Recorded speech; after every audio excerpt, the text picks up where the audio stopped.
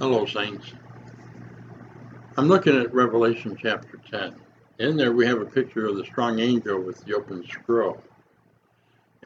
And the question begins is that just an angel, or is we looking at something else here? Let me read those first few verses. And I saw another strong angel coming down out of heaven, arrayed with a cloud, and the rainbow was above his head, and his face was as the sun, and his feet as pillars of fire.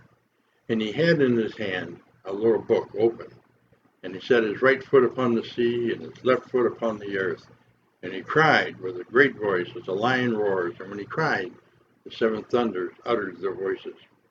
And when the seven thunders uttered their voices, I was about to write, and I heard a voice from heaven saying, Seal up the things which the seven thunders uttered, and write them not. And the angel that I saw standing upon the sea and upon the earth lifted up his right hand to heaven, and swore by him that lives forever and ever, who created the heaven and the things that are therein, and the earth and the things that are therein, and the sea and the things that are therein, that there shall be delay no longer. Some translations say there shall be time no longer. And that's in the first 6 verses. Is this an angel that we're looking at? And I think not. I know Ranko Stavanovich, in his commentary, thinks that this is an angel, and it's described in such a way to be Christ because this angel is actually standing in the position of Christ. But I think he's pushing it too far. I think it is this is a theophany, a picture of Jesus who's appeared here. Now, I could be wrong. Ranko certainly has more credentials than I do. But the thing that holds me here is that he says he has feet as pillars of fire. And the reason why I think it's a theophany is that is only in a description of the deity. Anytime you see the deity being shown, like in the book of Ezekiel or other places, he has feet of bronze or polished bronze or feet of fire, something of that nature. And it's usually the authority of the deity. I think we have Jesus here. That's who we have. And when he raises his hand and swears by him who lives forever, who created the heavens and the things that are in it, the earth, the things that are in it, and the sea, the things that are in it. This is a way of describing the cosmos, the universality of what he's saying. Creator God who created everything. And you see this in the ancients. They talk about the heavens, earth, sea, things of that nature. This is the totality of their reign. And that's what we see here being described. And he has this little scroll open in his right hand. And what is he telling us here in chapter 10? Is he's telling John the Revelator to eat this scroll. And like out of Ezekiel, sweet in his mouth, bitter in his belly. He's had an experience with it that turned sour. And he tells John, you must prophesy again to many kingdoms, nations, tongues, and people. Somebody had been prophesying. Somebody had been telling the message, and now they got to do it again. As Adventists, we kind of pulled this out of the 1844 experience, the Millerite movement, about the great end of the world. Jesus was to come in October of 1844. But he didn't. What was a sweet experience turned very bitter.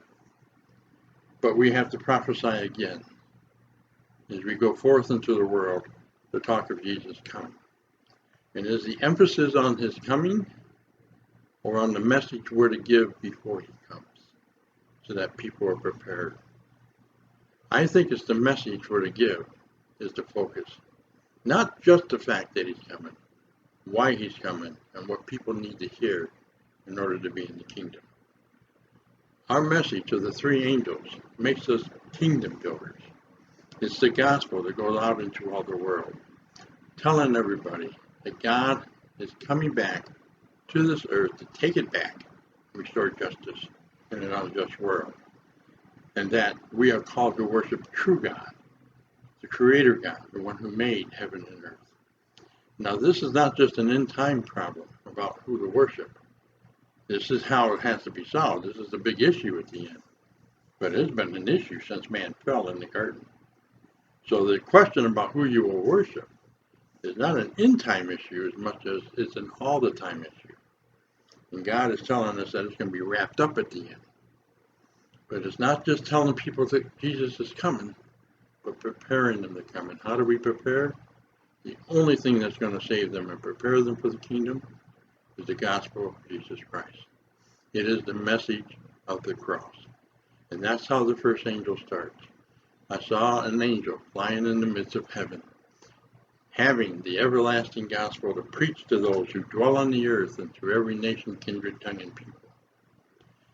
Those who dwell on the earth, 10 times it's used in the book of Revelation, and without exception, it's unbelievers. We are to give the gospel to unbelievers so they can, quote unquote, obey the gospel. How do you obey the gospel? By accepting what Jesus did on Calvary by faith. And when we give this, we give it to those who don't believe so they can believe, and we give it everywhere, to every nation, kindred, tongue, and people.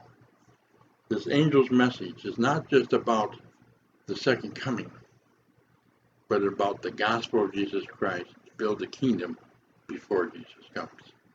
That's our job. He's given to us to do. That's our privilege. Preach the gospel. Start sharing the message of what Jesus has done for you. Enlarge the kingdom of God as we prepare for Jesus to come. Blessings.